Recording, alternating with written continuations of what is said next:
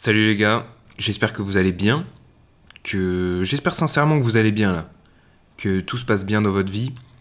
J'espère qu'on va passer un bon moment ensemble pour ce nouvel épisode de podcast. Soliloque épisode je sais plus combien. J'avais dit dans le dernier épisode à la fin que le prochain ça allait être un podcast sur le nomadisme digital. Je voulais vous faire un petit retour d'expérience là parce que ça fait 2 ans que je vis de la sorte, que je teste ce mode de vie et j'avais envie de vous faire un retour d'expérience le plus honnête possible, vérifier un peu si tout ce qu'on dit sur internet par rapport à ça c'est vrai, est-ce que c'est surcoté ou pas. Bref, le problème c'est que cet épisode en fait je l'ai tellement préparé, ça fait un moment que j'y pense, j'ai pris tellement de notes que je galère à l'enregistrer. En fait de manière générale je galère un peu à enregistrer les épisodes de podcast parce que c'est un nouvel exercice pour moi et c'est pas facile. C'est vraiment pas facile. Surtout quand j'ai préparé le truc à bloc et je me rends compte en plein tournage que j'ai oublié de dire ça, ou je m'embrouille, ou machin, nanana. Bref, à chaque fois je retourne l'épisode et c'est trop chiant, c'est galère. Et en fait, moi j'ai envie de sortir des épisodes de podcast. J'ai envie de vous proposer ce genre de contenu parce que moi c'est un truc que j'aime bien consommer, j'aimerais bien vous le proposer de manière régulière. Donc je me suis dit, tu sais quoi Paolo, mets cet épisode de côté, on le fera plus tard. En attendant, fais un autre épisode d'un sujet que je voulais faire plus tard, juste après celui du nomadisme digital. Fais-le, sans trop de notes. Là juste avant, j'ai pris mon carnet, j'ai écrit quelques trucs et on va parler de ça. Tu le prépares pas comme un taré. T'appuies sur le bouton enregistrer, tu parles, tu recommences pas, et voilà. Et en fait, cet épisode va ressembler à ça, il sera moins préparé, et j'ai envie de me remettre dans le bain du podcast, de retrouver un peu ce momentum, de retrouver mes habitudes, et de devenir bon dans cet exercice. J'ai repensé un peu à la boxe, je me suis dit, Paolo, c'est comme la boxe, faire des podcasts. Au début, t'étais pas bon, c'était difficile, c'était l'enfer. Et là, ça va être pareil. Au début, tu seras nul, mais tu vas progresser. Voilà, il suffit juste de persévérer et de s'y mettre un moment.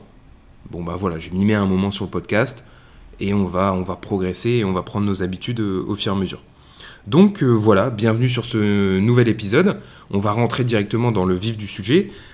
Pourquoi combattre ? Alors, déjà, je vous rassure les gars, on va pas que parler de boxe, de combat, de sport de combat, parce que je sais, d'ailleurs je sais, mais je sais pas à quel point, là, ceux qui m'écoutent sur Soliloque, vous en avez rien à foutre ou pas de la boxe. Je sais pas. Mais vous inquiétez pas parce qu'on va pas parler uniquement de ça. En fait, je vais vous parler de mon dernier voyage, de ma dernière aventure. Donc forcément, on va parler un peu de boxe, mais on va parler aussi un peu d'organisation, de comment je m'organise aujourd'hui, des apprentissages que j'ai eus dans cette période. On va parler aussi un petit peu de philo, des anecdotes, enfin bref. Ça va être un bon épisode, j'espère, on va faire en sorte. Alors, on va remonter un peu dans le temps, fin 2025, septembre 2025, c'est le moment où je me lance ce défi-là. Donc le défi, vous en avez sûrement entendu parler si vous me suivez sur Instagram ou sur YouTube. Vous avez vu ma vidéo, je crois que c'est 80, vivre comme un combattant professionnel, je sais plus quoi.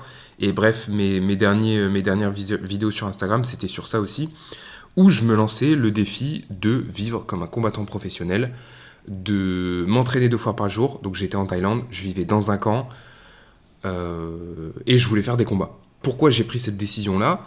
J'étais arrivé à un moment dans ma vie où j'avais 3 chemins qui se présentaient à moi. Vous savez, c'est un peu les moments dans ta vie où tu es stable, donc financièrement, géographiquement, tu as terminé certains projets, tu as rendu des projets, certaines deadlines sont passées, tu es serein mentalement et tu te projettes un peu sur l'avenir en disant maintenant, là tout va bien, j'ai plus aucun projet sur le feu, je suis libre de faire ce que je veux, qu'est-ce que je vais faire ?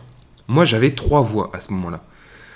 La première voie, c'était argent maxing. Faire de l'argent, tout simplement. Pas parce que j'en avais besoin, mais plus Bah, je voyais ça comme un jeu en fait. C'était un jeu auquel je pouvais jouer, un jeu qui m'intéresse, qui allait m'amuser, qui allait occuper le temps. Donc voilà, je sais pas exactement ce que j'aurais fait si j'avais pris cette voie, mais je sais pas. Enfin, en tout cas, j'aurais fait des actions pour gagner le plus d'argent possible. Je sais pas, j'aurais fait des business, j'aurais ouvert une société, j'en sais rien, je me serais lancé dans des projets. Vraiment, j'en sais rien. Là, j'ai pas pensé à ce que j'aurais fait, mais bref, j'aurais mené des actions qui m'auraient rapporté de l'argent et j'aurais vu ça comme un jeu en fait. Le but, ça aurait été de faire un max de thunes. Autre jeu auquel j'aurais pu jouer, c'est le jeu du chinois, de l'apprentissage du chinois. Donc vous savez, ça fait un moment que je vous bassine avec ça, mais j'étudie le chinois parce que j'adore ça. C'est... en fait, je sais pas, c'est une occupation qui me procure énormément de dopamine. C'est la langue la plus intéressante du monde quand tu l'étudies, les caractères, en fait, tout est logique. C'est comme un puzzle. Quand je lis des articles en chinois, des textes ou des livres, là en ce moment, je lisais des mangas. J'ai trouvé un site avec tous les mangas. Donc là, je suis en train de lire Berserk. Mais on m'a proposé d'autres mangas, Vinland Saga. On m'a proposé quoi d'autre ? Je sais plus. Mais bref, c'est un site où il y a plein de mangas et je me régale. Et en fait, à chaque fois que je lis des trucs en chinois, j'ai l'impression de jouer au puzzle, que tout se connecte. Bref, le chinois, c'est trop bien. Là, en ce moment, dans mon étude du chinois, je suis un peu dans un rythme de croisière. C'est-à-dire que je fais ça juste pour le kiff. J'ai pas d'objectif, c'est juste parce que ça me fait plaisir. Et voilà, cette voie du chinois, ça allait être... J'étudie le chinois 8 heures par jour. Je fais que ça. Je lis, je regarde des vidéos, je parle avec des gens. Du coup, je fais du contenu au chinois. Toutes mes actions dans mes journées se dirigent vers ça, devenir un monstre en chinois et avoir des projets sur le long terme par rapport à ça. Donc, soit à la création de contenu, soit à faire des business en Chine. Il y avait ça. Autre voie, le sport, me buter au sport. Dans la boxe, parce que en ce moment c'est mon sport préféré, et je vous expliquerai un peu pourquoi aussi j'ai choisi la boxe et pourquoi je suis autant matrixé par la boxe en ce moment. Donc c'était boxe, sport à bloc, me défoncer au sport, voir quel pic physique et athlétique je peux atteindre dans ma vie, en fait, découvrir ce truc-là, découvrir mon corps et profiter de mon corps. Moi, cette phrase, je la vois... Enfin, pour moi, cette phrase, c'est ce que ça veut dire. Profiter de son corps, c'est faire un sport et aller le plus loin possible, vraiment, en fait, pousser son corps à bout pour voir ses limites physiques. Voilà. C'était une voie. Donc, mettre toute mon énergie dans la pratique d'un sport. Au final... Bon, bah, c'est ce choix que j'ai fait. Pourquoi ? Comment j'ai fait mon choix ? C'est assez simple, en fait. J'ai éliminé au fur et à mesure. Donc, le premier que j'ai éliminé, c'est l'argent. Parce que je crois que c'était le truc qui me stimulait le moins. Et en fait, je me disais, l'argent, en fait, c'est un truc que je peux toujours faire plus tard. Et même, en fait, le temps joue en ma faveur. Parce que plus tu gagnes de l'expérience dans le temps, c'est-à-dire plus tu vieillis, logiquement, plus tu gagnes en réseau, plus tu gagnes en compréhension du monde, et plus tu gagnes en compétences. Et tout ça, ces trois trucs-là, c'est des trucs qui te permettent de gagner de l'argent. Si tu comprends mieux le monde, tu comprends ce qui se vend, ce qui intéresse les gens, certains biais psychologiques pour vendre, enfin bref, tout ça. Ton réseau, c'est aussi des opportunités de business d'argent.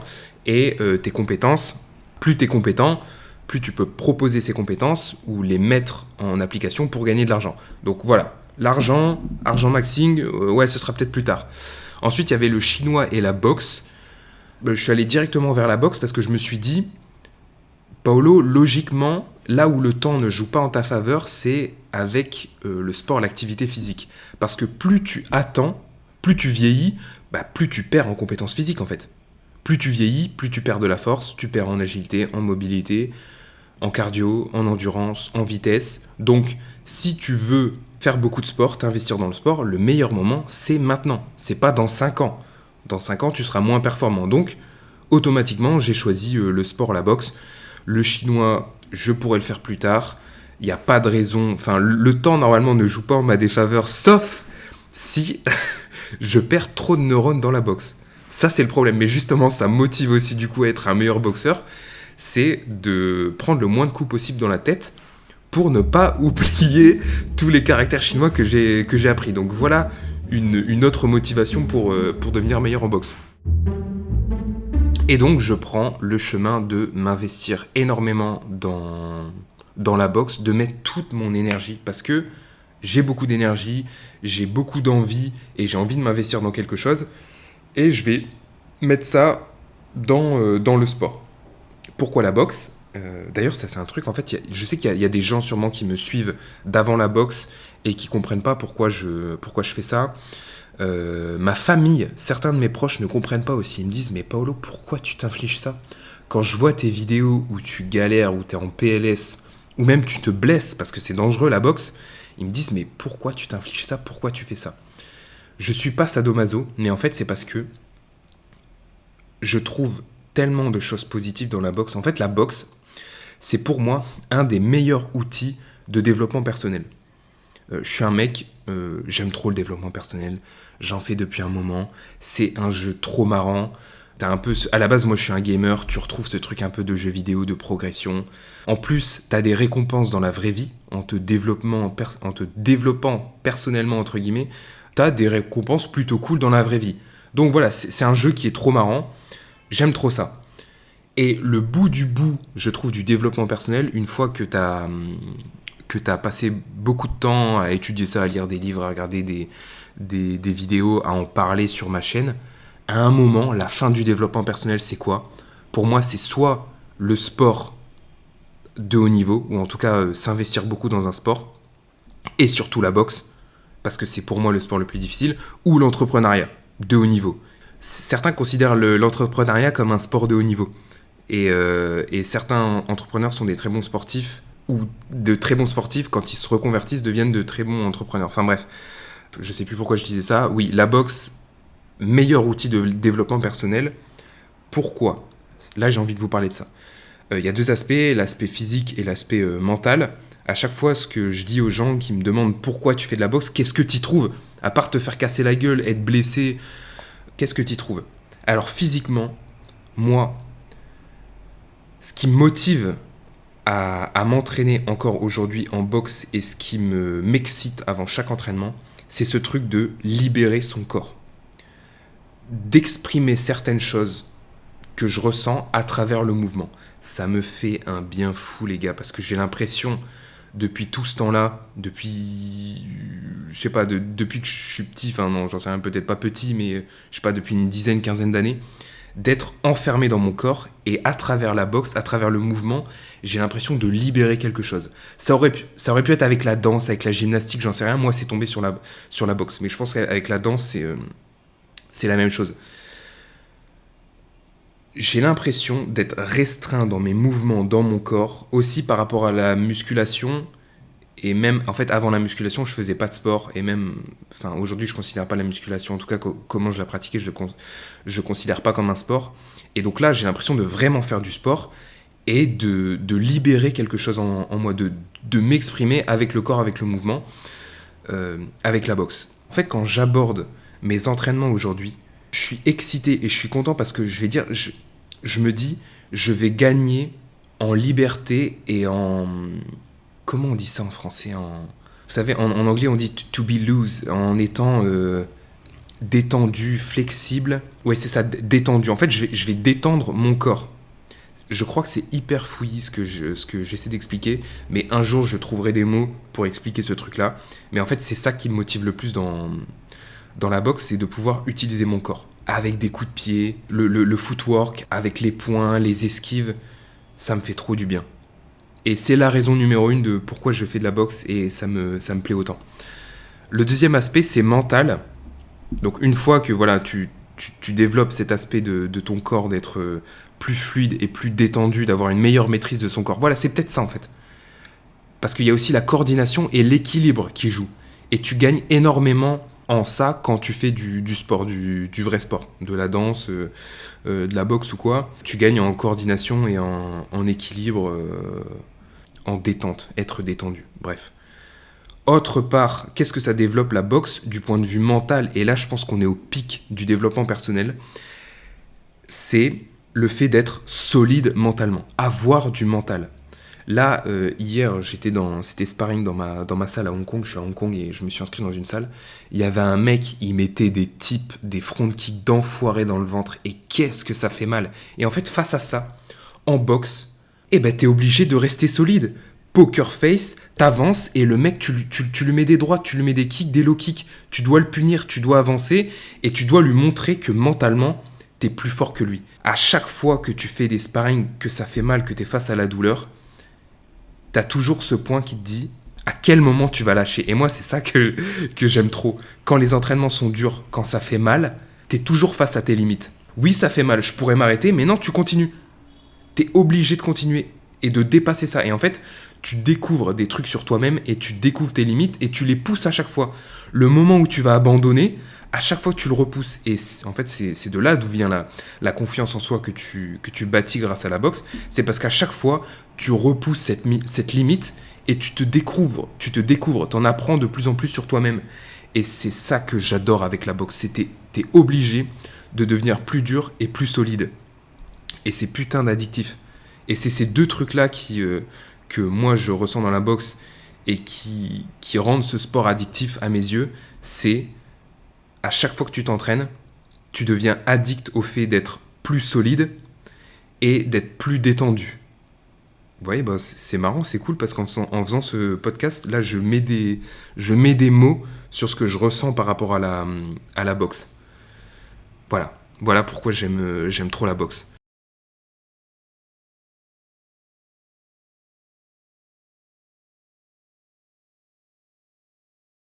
Je vis en Thaïlande, entraînement 2 fois par jour. Je vis dans le camp, je me fixe l'objectif de faire un combat minimum, 2 pourquoi pas, 3 pourquoi pas si la santé le permet, sur mes 2 mois et demi, 3 mois que je suis en Thaïlande. Je voulais voir aussi, vous savez, j'avais une petite idée dans la tête de me dire, ah Paolo, pourquoi tu testerais pas la compétition? Tu pourras jamais savoir si c'est fait pour toi tant que tu testes pas, donc teste. En plus de ça, tu vas progresser dans ton sport, parce qu'aujourd'hui le Muay Thai c'est ton sport, c'est le sport que tu fais le plus, et forcément en faisant des combats, tu vas t'améliorer. Et en plus de ça, c'était un moyen de me faire vivre une nouvelle expérience. Parce que oui, j'ai déjà fait un combat en Muay Thai, mais c'était au tout début, c'était après un mois de camp d'apprentissage, et en fait l'expérience, comment je l'ai vécue, c'était juste... là, Paolo, tu vas monter sur un ring, t'es hyper stressé. Juste l'expérience, c'est tanker le stress, l'anxiété et faire que le moment passe. Et c'est bon, tu l'as fait, bravo à toi, t'as vaincu ta peur, t'as vu comment c'était, nanana. Ok, c'est bien, c'est une bonne expérience.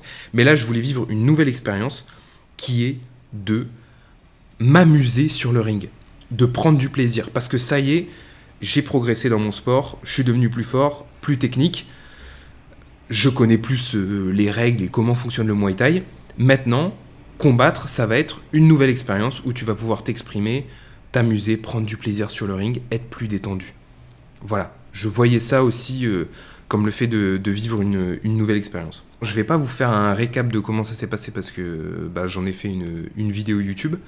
Moi, le truc dont j'ai envie de parler et qui est en vrai mon plus gros apprentissage de cette période-là, c'est que, en fait, je voulais faire ça pour canaliser mon énergie, entre guillemets, ou pour mettre toute l'énergie que j'avais, mon temps libre, dans un projet qui était de vivre comme un athlète professionnel et de faire des combats, de faire de la compétition en boxe, de faire que ça. Mon plus gros échec, c'était même pas de pas faire les combats, parce que oui, rapidement, on va en parler plus tard, et si vous l'avez pas vu la vidéo, très rapidement, je me suis fait éclater le tympan au bout de la 5e semaine, et ça fait que j'ai pas pu combattre, et ça a mis un peu tous mes plans à l'eau. Mais bref, c'est même pas ça l'échec. En fait, l'échec, c'est que l'expérience, je l'ai pas vécue à fond parce que je pouvais pas m'empêcher de faire d'autres choses en même temps, les gars. Le camp, ça je l'ai pas dit dans la vidéo, je l'ai dit dans aucune vidéo, mais pendant que je faisais le camp, pendant que je m'entraînais 2 fois par jour, bon, je faisais mes vidéos, je faisais mes réels sur Instagram, ok. Mais en plus de ça, je gérais un autre business Et je continuais à apprendre le chinois, à traduire des putains d'articles de chinois alors que je m'entraînais 2 fois par jour et que j'avais des combats en perspective. Qui fait ça, bordel ? Bah, un mec qui est pas concentré. En fait, pour vous dire, les gars, donc 8h, 10h, je me levais, j'avais un entraînement. 10h, entraînement terminé, je prends ma douche, 10h30, je mange à peu près jusque, je sais pas, 11h, 11h30. Je retourne dans ma chambre, je prends mes affaires, je prends mon sac, mon ordinateur, je vais sur mon scooter, je vais dans un café, je prends mon black coffee, je me pose dans un café, j'ouvre mon ordinateur et je traduis des putains d'articles en chinois à propos de l'IA. Je fais ça pendant 1 heure. Ensuite, je rentre. Je fais ma sieste si j'arrive pas. Et après, le soir, j'ai du montage, écriture de vidéo. Ensuite, j'ai le 2e entraînement. Et bref. Je n'ai pas réussi à me concentrer à 100% sur l'expérience de être un athlète professionnel, être un combattant. Je faisais 50 000 trucs à côté. Et je vous parlais de business, en fait, j'organise aussi des camps en Thaïlande, donc je ramène des Français en Thaïlande pour s'entraîner, pour leur faire découvrir la Thaïlande, les faire combattre. Je m'occupais de tout, que ce soit de gestion du camp, le combat, faire des activités, tout ça, plus les vidéos, plus les entraînements. Et en fait, je crois que j'ai eu un retour de karma, c'est pour ça que je me suis fait percer le tympan. Je sais pas le dieu de quoi, de la boxe, j'en sais rien. Il m'a dit, Paolo, là t'es pas concentré, tu mérites pas de combattre. Là tu fais n'importe quoi, t'es pas focus, t'as dit que t'allais te lancer dans ce projet de faire que ça de ta vie, la boxe. Tu passes pas assez de temps à la récupération. En fait, tout le temps que je passais à m'occuper de mon business, à m'occuper des autres qui m'avaient rejoint en Thaïlande pour leur faire un bon voyage, tout le temps que je passais à traduire des articles en chinois, même à faire mes vidéos, on pourrait dire ça, en fait, tu le passes pas à te reposer, à étudier des combats, parce que c'est comme ça aussi que tu deviens meilleur en boxe. C'est pas que en t'entraînant, c'est aussi en regardant des combats, en regardant des vidéos. J'aurais pu faire que ça pour devenir encore meilleur en boxe. Et ben t'as pas fait ça, Paolo, et ben je vais te punir, tu mérites pas de combattre. Allez, paf, tu te prends ça. Ok. Aujourd'hui, je le vois comme ça. Et en fait, j'ai été déçu de pas réussir à faire ça, parce que ça a pointé chez moi un gros défaut. Est-ce que c'est un défaut? Je sais pas. En tout cas, que j'arrive pas à me concentrer sur un seul truc. Et je sais pas si c'est un gros défaut, parce que à côté de ça, j'ai quand même progressé en boxe, j'ai développé un autre business, j'ai progressé en chinois, j'ai réussi à faire mes vidéos, je me suis amusé. En fait, tout ça, c'est des trucs qui me font plaisir, c'est des passions en fait. Le business, le chinois, la création de contenu, la boxe, j'ai fait tout ce que j'aimais faire dans ma vie. Mais je l'ai fait au même moment, j'ai fait tout en même temps. Et c'est là que je me dis peut-être que la meilleure stratégie, en tout cas la stratégie dans laquelle je progresserai le plus, ce serait de faire qu'une seule chose. Mais peut-être pas, peut-être que c'est pas comme ça que je m'épanouirai, et peut-être que le fait de faire toutes ces choses-là en même temps, c'est comme ça que je m'épanouis, et c'est comme ça que je progresse dans la vie. Peut-être, je sais pas. Mais là, en fait, avec du recul, j'ai ce regret-là, en fait. C'est le seul regret que j'ai, et c'est peut-être pour ça aussi que j'explique ce retour de karma, tu te fais percer le tympan, en fait. Parce que t'as pas fait ce que tu voulais faire à la base, qui était de ne faire qu'une seule chose. Parce que forcément, quand tu t'occupes des voyages d'autres personnes, des combats d'autres personnes, t'es pas focus sur toi, sur tes entraînements. T'as la tête ailleurs. Et c'est peut-être pour ça aussi que je me suis blessé. Vous voyez ? Donc voilà, je retire cette leçon-là. Et la prochaine fois, si je fais ça, les gars, je vous le jure, je le dis dans le podcast, je fais que ça. Je fais pas d'autres business à côté. Peut-être que je fais même pas de vidéo. Ou alors je ferai une vidéo à la fin en mode voilà, j'ai fait ça, c'est tout. Et je vous en parle à la fin, je fais qu'une seule vidéo.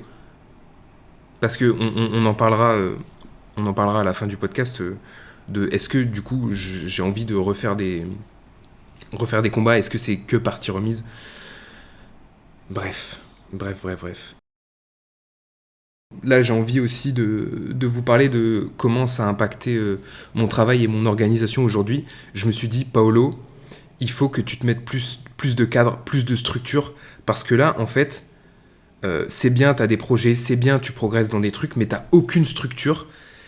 Tu pars dans tous les sens. Tu as plein d'objectifs, c'est bien, mais là, tu pars trop dans tous les sens. Il te faut une certaine hiérarchie dans tes objectifs. Il te faut un certain planning dans tes objectifs. C'est-à-dire, ok, là, tu fais ça. Tu as envie d'utiliser ton corps pour atteindre un certain pic d'athlétisme et de conditions physiques. Là, ton focus sur les 2 prochaines années, c'est ça. Et c'est ton objectif principal. Le reste, tu le mets de côté. Le chinois, tu le mets de côté peut-être pour dans 5 ans. Peut-être que le contenu que tu vas créer en chinois, ce sera dans 5 ans. Et voilà. Les business, pareil. Là, pour l'instant, financièrement, t'es bien. T'as pas besoin de chercher plus d'argent ou de développer d'autres business. Concentre-toi sur le minimum, ce qui te permet de bien vivre, d'investir, tout ça. Et là, ton focus, c'est juste ça. Bref, je vous dis, là, en ce moment, je suis dans une période où je me suis dit... Ok Paolo, il faut que tu te mettes un peu plus de structure et de sérieux. Et un truc que j'ai fait, c'est de me dire, là en ce moment j'ai un dossier dans mes notes qui est de calculer le temps que je mets par jour dans les choses qui me rapportent de l'argent. Parce que en fait aujourd'hui là dans ma vie, je fais aucune différence entre mon travail et ma vie. Parce que ma vie c'est mon travail et mon travail c'est ma vie. Du coup je suis un peu en train de travailler tout le temps, mais je peux pas vraiment dire que c'est du travail parce que c'est juste je fais ce que j'ai envie, je fais mes passions. Et du coup là je me suis dit, bon Paolo, ton travail c'est quoi? C'est ce qui te rapporte de l'argent. Là aujourd'hui ce qui te rapporte le plus d'argent, enfin ta source de revenus principale, c'est Instagram. Donc je considère Instagram comme mon travail et donc je calcule tout le temps que je mets pour faire mon travail sur Instagram. Donc mes réels, mes stories, écrire mes réels. Là en ce moment c'est mon organisation de camp pour le Kazakhstan que je vais faire en mai. Bref, comme ça je me dis, ça c'est ma base, c'est mon travail entre guillemets. Une fois que j'ai fait ça dans mes journées, tout le reste c'est mes projets, mes side projects entre guillemets. Mes trucs qui me rapportent pas d'argent mais qui construisent quelque chose dans le futur. Donc ce podcast là c'est un projet qui me tient à cœur et que j'ai envie de développer. Donc voilà, ça je le compte pas comme du travail. Pareil pour le chinois. Lire Berserk en chinois ou lire du chinois ou regarder des vidéos en chinois, c'est pas du travail, c'est juste du kiff, je construis quelque chose pour plus tard. Et en fait là je vais faire ça pendant, je pense, 1 mois, un peu plus, pour voir combien de temps il me faut par jour et par semaine, ou en tout cas combien de temps je mets dans ce que j'appelle du travail. Comme ça j'aurai déjà un peu plus de visu en me disant, ok par exemple si je travaille 2 heures par jour, c'est suffisant pour gagner l'argent qui me suffit. Et du coup, après, à partir de ça, je vais pouvoir commencer à rajouter d'autres projets. Vous voyez ce que je veux dire? Donc, si je veux rajouter un autre business, je refais un business. Ou si je veux faire plus de vidéos sur YouTube, d'ailleurs, ce que j'ai envie de faire, je vais pouvoir rajouter ça. Je ne sais pas si vous m'avez suivi. Ah oui, et j'ai oublié de dire aussi, la base de mes journées, c'est ça. Donc, c'est ce travail sur Instagram, calculer mon temps et mes entraînements. Parce que je veux progresser en boxe, pas que en boxe, mais je veux progresser en mouvement. Je fais du shadow, je fais de la boxe, muscu, préparation physique. J'en avais parlé sur Instagram, si vous m'avez suivi, si vous me suivez sur Instagram, j'avais partagé un peu mes entraînements. Mais bref. Donc ça c'est ma base de mes journées, c'est ma structure. Et je vais faire ça pendant 1 mois. Et puis ensuite, je vais voir pour ajouter petit à petit. Mais là, mes objectifs, c'est de consolider mes bases. Ma base aujourd'hui, c'est Instagram. Donc je me concentre sur créer mes vidéos sur Instagram, faire mes stories, développer Monteur Pro, ma communication sur Monteur Pro, mes camps pour le Kazakhstan que je vais faire en boxe, et continuer à faire des réels et essayer de croître sur Instagram. Ça c'est ma base. Ma base, j'ai des systèmes, je suis bien organisé, je suis productif sur ça, et après on va pouvoir rajouter des trucs. Donc voilà, on va dire un mal pour un bien. Cette remise en question en Thaïlande de j'ai pas de structure, je suis trop éparpillé, il n'y a pas de hiérarchie dans mes objectifs, voilà, aujourd'hui ça me pousse à faire ce changement-là et je pense que je suis sur la bonne voie pour être un peu mieux structuré.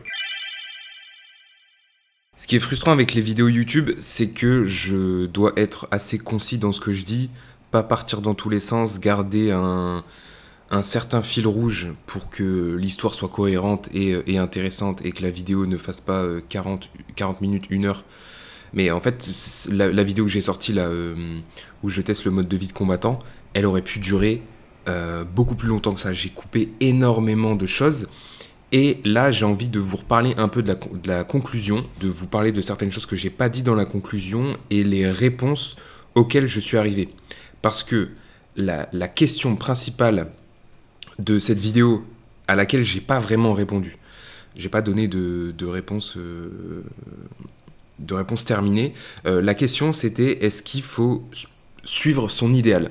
On a tous un peu un idéal dans la tête, notre version parfaite de nous-mêmes, la version qu'on voudrait atteindre. Pour certaines personnes, c'est plus ou moins compliqué de l'atteindre si cette version idéale est très éloignée de ce qu'on est nous-mêmes, ou si on est ultra ambitieux. Et voilà. Et en fait, moi, cette version idéale qui ne tenait... Enfin, cet idéal de moi-même, qui n'incluait pas que la boxe, je ne l'ai pas trop détaillé et je ne le détaillerai pas non plus ici parce que, en fait, c'est assez personnel. Et je crois que je serais très mal à l'aise à l'expliquer, en fait, à expliquer cette vision-là. Donc voilà, on va contentez-vous de ça, désolé. On va rester dans l'abstraction. Mais voilà, dans mon cas, cet idéal est ultra difficile à atteindre. Et je terminais la vidéo en disant que ça me fait souffrir, ça me fait du mal. Parce qu'un idéal, par définition, c'est quelque chose que tu n'es pas et que peut-être tu seras jamais de la vie. Donc en ayant toujours cette version idéale dans un coin de notre tête, en fait, au jour le jour, on est dans l'insatisfaction. Et l'insatisfaction, en fait, tu peux pas être heureux et content au jour le jour si tu es toujours insatisfait de qui tu es. Bon, après, je disais bien dans la vidéo, les gars, c'est pas un problème qui fait que je pleure dans mon lit tous les soirs parce que j'arrive pas à atteindre mon idéal. C'est juste, moi j'aime bien penser à ce genre de choses-là, à réfléchir. Et donc je disais que c'est vrai que ça ajoute un côté frustrant. Je pourrais juste me dire, j'ai pas de version idéale, je m'en fous de devenir telle personne ou telle version de moi-même, juste je vis au jour le jour et je pense pas à ces trucs-là. Mais bref, je suis comme ça, donc je dois faire avec, donc je me pose cette question. À la fin de la vidéo, je dis que je sais pas. Je donne pas de réponse toute faite. Par contre, je dis, je termine. C'est quoi ma conclusion? Attendez, je regarde mes notes. Je dis, oui, je donne juste un avertissement. En réalité, un avertissement que je donne à moi-même, à celui qui voulait tout faire et tout être. Un idéal qui n'accepte pas le réel devient une souffrance intérieure. Donc, je termine juste la vidéo comme ça, d'une manière un peu. Il n'y a pas de réponse. Je sais que peut-être il y a certaines personnes, quand elles regardent des vidéos, elles attendent un peu une réponse toute faite ou un guide en fait pour les guider dans leur vie. C'est pas ce que j'ai envie de faire dans cette vidéo. Mais par contre, dans ce podcast, j'ai trouvé des pistes, notamment grâce à un commentaire d'un abonné qui m'a fait pas mal cogiter parce qu'il était dans le vrai. Moi, je voulais vous parler un peu de l'état d'esprit dans lequel j'étais à la fin de cette vidéo quand j'ai tourné cette conclusion. C'était que pour moi, j'ai vraiment vu cet échec de me rapprocher de mon idéal, parce que dans mon idéal, il y avait en fait des combats. J'avais vécu l'expérience que je voulais faire, c'est-à-dire faire des combats, devenir encore meilleur en boxe, avoir pris de l'expérience de combat. Ça faisait partie de mon idéal, et j'y suis pas arrivé. Et en fait, à ce moment-là, le réel m'a mis une grosse claque dans la figure en me disant, là, Paolo, tu vois, t'es encore très loin de ce que tu veux être, et pourtant, t'as galéré, t'as souffert, t'as investi du temps, de l'argent, de l'énergie, machin, nanana. Et aujourd'hui, t'as progressé en boxe, mais bref, tu t'es pas autant rapproché que tu voulais de ton idéal.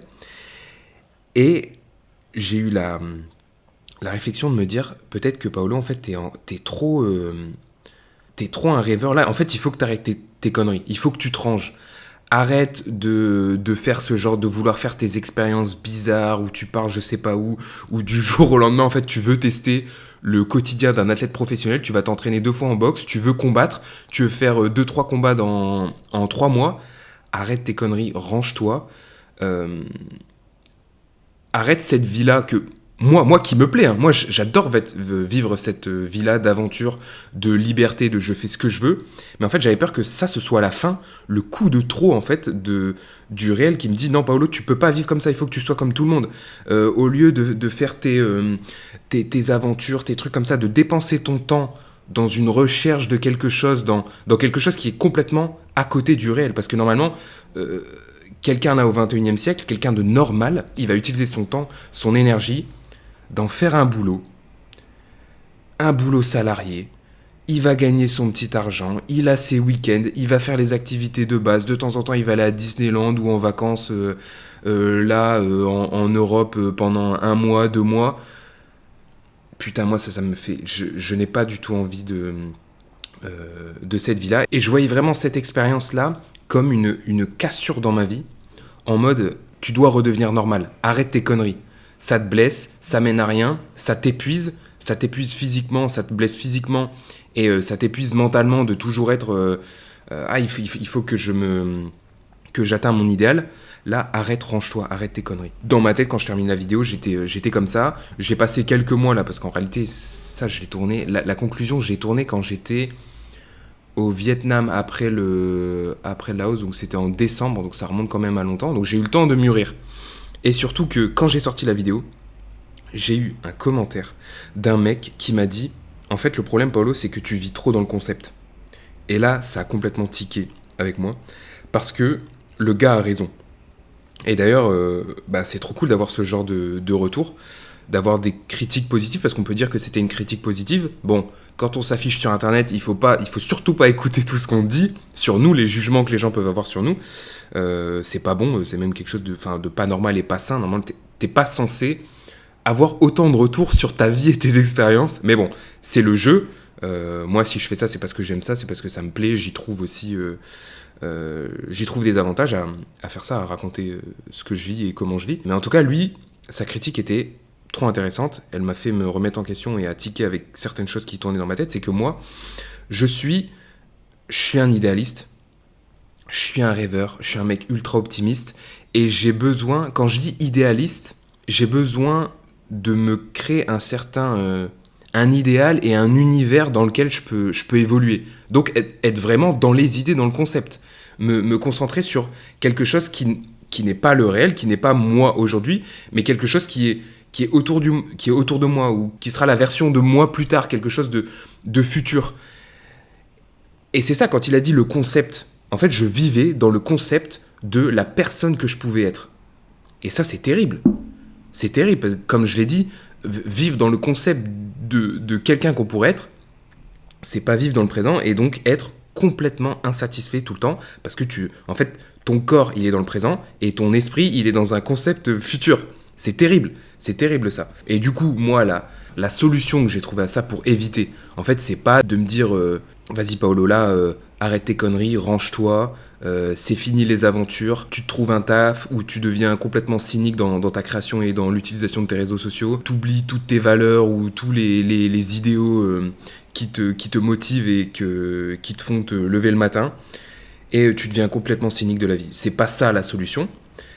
La solution, elle est assez simple, c'est l'équilibre en fait, c'est d'équilibrer un peu mieux les choses, et ça va être tout le travail de 2026. C'est un peu ma résolution, en tout cas pas ma résolution, mais la direction dans laquelle je veux amener ma vie et là où je veux faire le plus de progrès. Donc c'est tout simplement moins me concentrer sur le concept, ne pas me projeter sur le futur de la personne que je pourrais être, l'idéal que je veux être.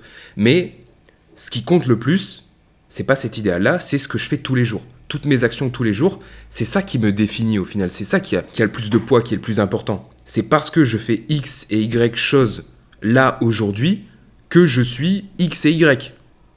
C'est ça qui compte.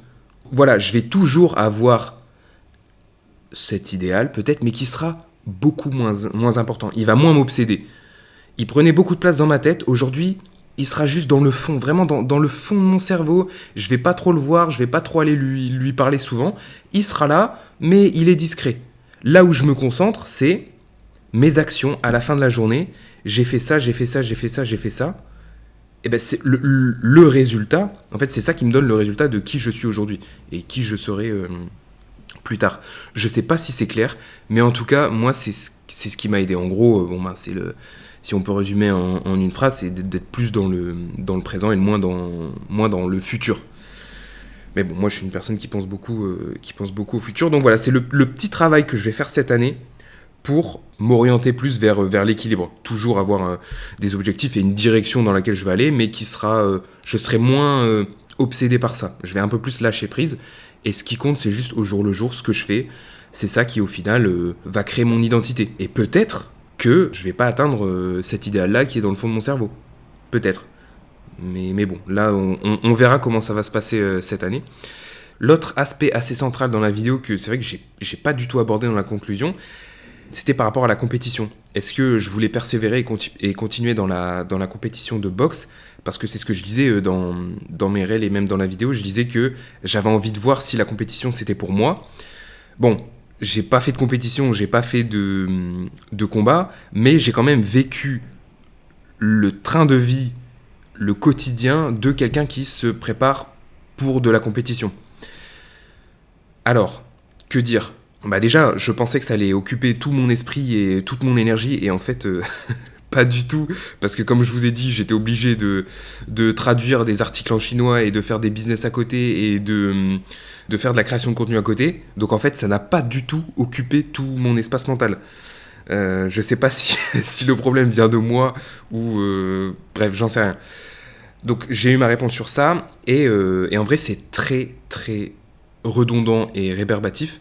Même si j'aime la routine, et en vrai la routine ça fait toujours partie de ma vie.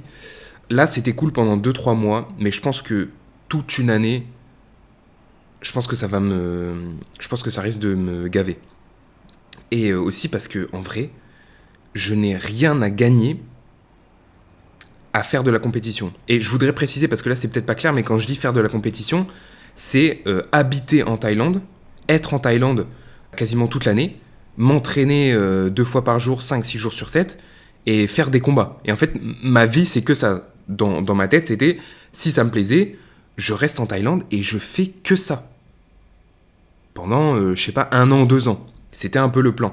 Au final, c'est pas ce que je vais faire. Bon, aussi pour des raisons perso, parce que aller habiter en Thaïlande et faire que ça pendant 1 an, 2 ans, ça implique certains sacrifices que je peux pas faire là. Donc voilà, j'ai dû un peu revoir mes plans par rapport à ce que je faisais à côté, ce que j'avais envie de faire, certaines obligations, et aussi mon ressenti de cette expérience.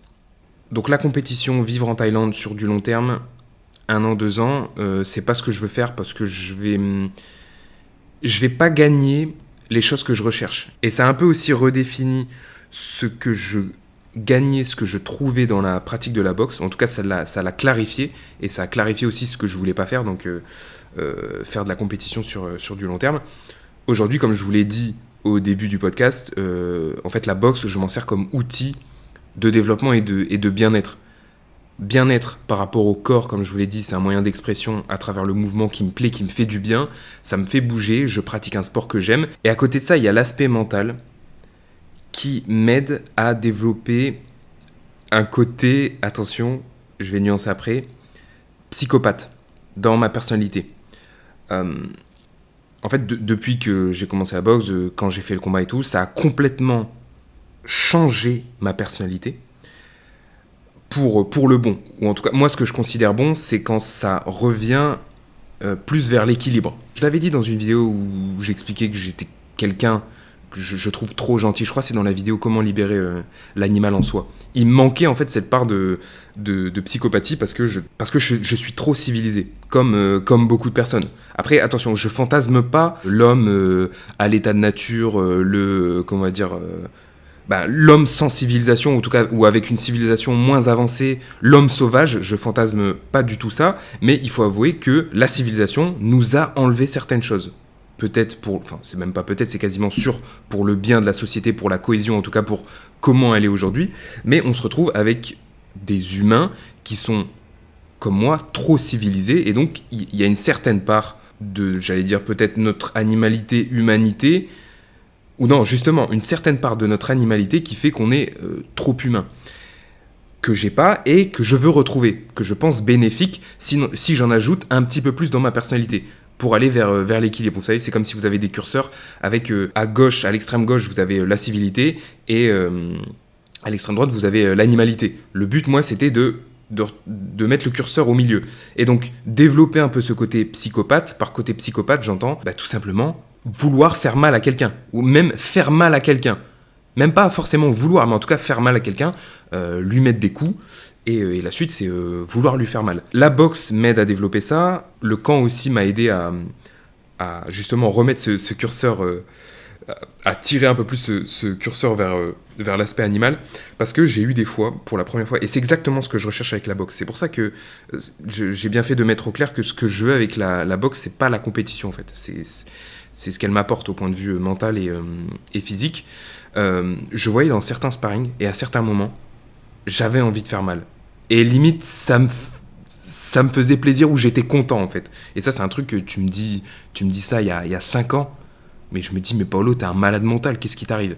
Mais encore une fois, le but, c'est pas d'être un psychopathe, un mec dangereux en dehors des salles de boxe, ou même dans la salle de boxe, à être irrespectueux ou un mec invivable qui a envie de faire mal aux gens. C'est pas ça le but. Comme je vous l'ai dit, c'est d'équilibrer un peu cette personnalité pour développer un peu plus ce côté psychopathe slash animal. Voilà, donc tout ça pour dire que la boxe, c'est ça aussi que ça me donne, l'aspect mental et physique. Et voilà, tout est clair. Bon finalement c'est tout ce que je n'ai pas pu dire dans cette vidéo qui aurait pu être intéressante. Je le développe ici, donc c'est cool, hein, les choses sont bien faites, on va dire. Mais du coup, le combat, Paolo, est-ce que tu vas faire un combat ? Là, on t'a cassé dans ton élan, est-ce que tu vas refaire un combat ? Est-ce que tu as envie d'en faire un ? La réponse est oui, j'ai toujours envie d'en faire un. Donc même si c'est pas en compétition, comme je vous ai dit, toute l'année en Thaïlande, avec tout ce qu'il y a derrière, vive là-bas, machin, je continue à m'entraîner, à être régulier dans mon entraînement, à progresser en boxe, développer ma technique, mon cardio, mes compétences, mes habiletés physiques. Je continue pour être prêt quand, dans ma vie... Bon, là, il y a beaucoup de choses qui se passent. Hein. J'ai un déménagement à Hong Kong, j'ai le stage au Kazakhstan que je vais faire en mai. Il y a plein de trucs que je dois régler, donc c'est pas pour l'instant, mais à côté de ça, je m'entraîne toujours. Et j'ai envie, cette année, avant mon anniversaire c'est le 17 juillet, j'ai envie de faire un combat avant le 17 juillet, comme je vous ai dit, pour vivre cette nouvelle expérience.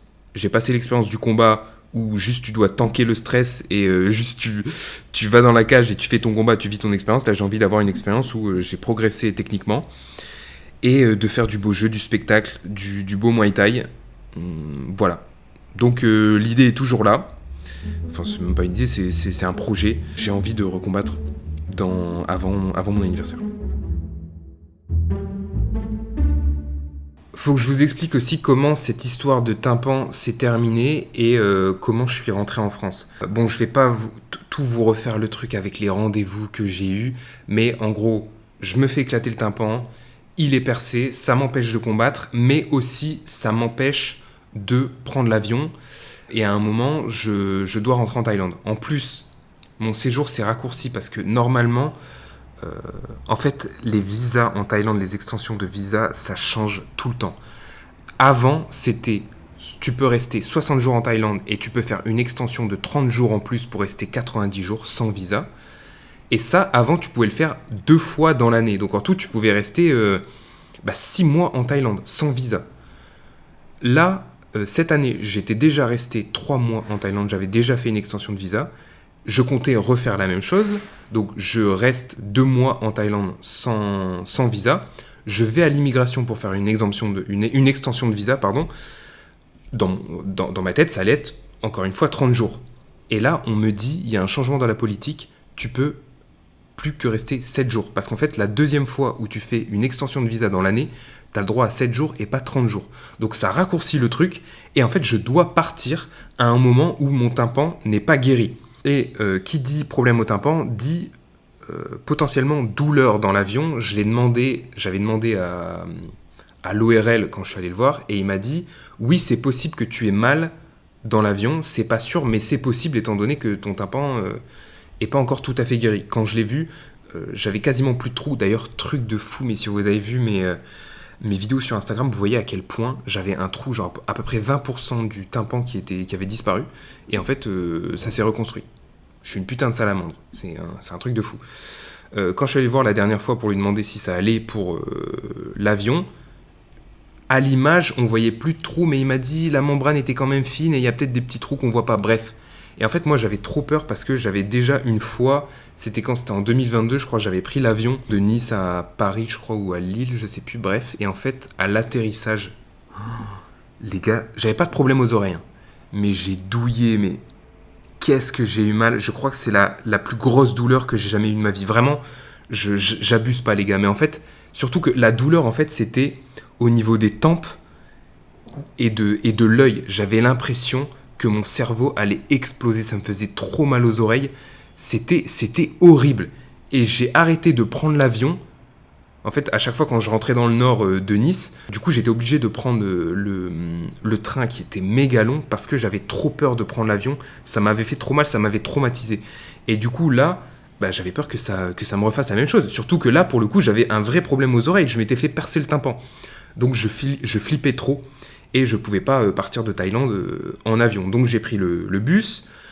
Vous l'avez sûrement vu sur Instagram, même sur YouTube. Je suis parti au Laos. Je suis resté...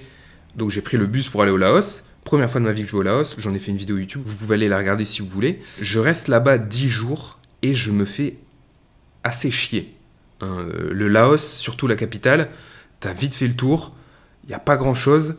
Heureusement qu'il y avait le Moi Lao et que j'ai pu tester et faire une vidéo. Sinon, le Laos, c'est chiant. Enfin, en tout cas, la capitale. Du coup, au bout de 10 jours, je me dis, je vais aller au Vietnam.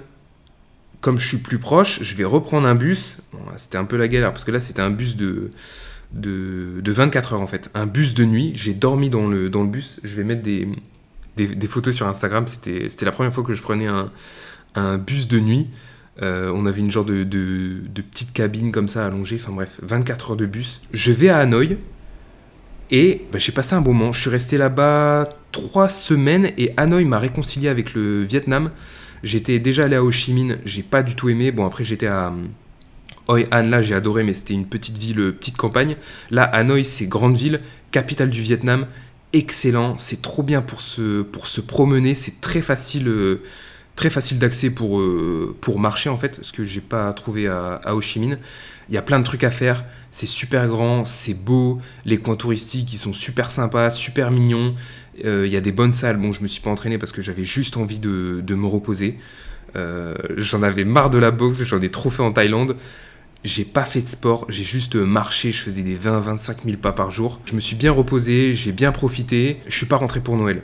Je voulais rentrer pour Noël, mais encore une fois, j'avais trop peur pour mon tympan. En fait, j'attendais les...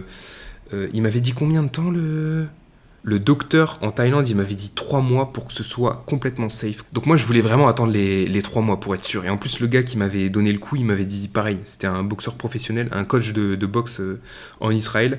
Pareil, il s'était fait percer le tympan. Lui, il avait attendu 3 mois pour que ce soit complètement à neuf.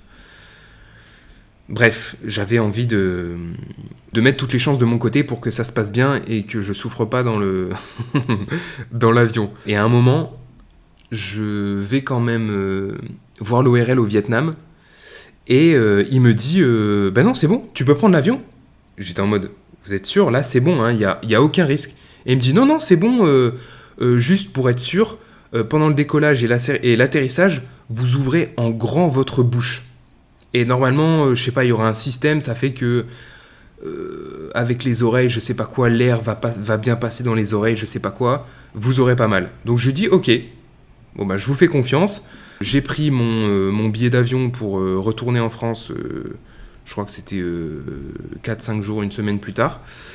Je reviens en France, je crois que c'était le 29 décembre. Donc j'ai raté Noël. J'ai passé Noël comme un clampin. C'était un jour normal.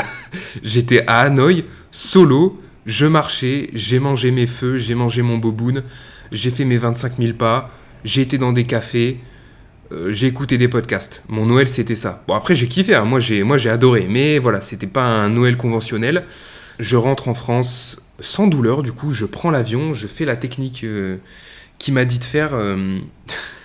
J'ouvrais ma bouche en grand comme ça. J'ouvrais, je la fermais. J'ouvrais, je la fermais. Et je priais pour ne pas avoir de douleur. J'avais trop peur d'avoir la sensation que mon crâne explose, comme ce que j'avais quand je prenais l'avion de Nice. Et au final, eh ben, j'ai rien eu du tout. Ça s'est trop bien passé, aucune douleur. J'arrive en France, j'ai même pas mal à la tête. Bon, par contre, j'avais froid. Putain. Revenir en France en hiver quand t'as passé je sais pas combien de mois sous le soleil de la Thaïlande au Vietnam, ça fait mal. Ça fait mal, mais voilà, j'ai retrouvé ma famille. C'était cool, ça fait du bien, ça fait toujours du bien. Et puis voilà, bon, les prochaines aventures, je vous les raconterai, je vous donnerai des nouvelles, comment ça se passe là, je suis à Hong Kong, dans les prochains podcasts. Mais voilà comment cette aventure s'est terminée. Tympan crevé, mais on est des salamandres, c'est pas grave si on a le tympan crevé, ça se referme. J'ai passé un très bon moment au Vietnam. Mes 3 semaines solo au Vietnam, c'était incroyable. J'adore Hanoï. Plein d'idées dans la tête, plein de découvertes sur moi-même. Hein. Comme je vous l'ai dit, ça a mis en lumière le défaut, mon principal défaut, que je travaille pas avec des structures. Je suis quelqu'un de trop idéaliste. Ça m'a remis certaines pendules à l'heure. Et ça m'a mis sur les bons rails pour 2026. Donc je sais sur quoi travailler. En 2026, je sais quoi améliorer. Et finalement, je suis trop content, même si ça part d'une expérience qui est un peu ratée, que j'ai pas pu faire mes combats en boxe. C'est pas grave, c'est que partie remise. J'espère que cet épisode de podcast vous a plu, que vous avez passé un bon moment avec moi. J'espère qu'on va en repasser de nouveau ensemble. J'ai plein d'idées de podcasts, plein de podcasts à faire. Je les ferai cette fois-ci comme ce que j'ai fait là aujourd'hui, plus chill, plus détendu, pas de prise de tête sur les notes. Et voilà, je vous tiens pas plus longtemps que ça, je vous souhaite une excellente journée et on se revoit la prochaine fois. Bisous les gars, passez une bonne journée.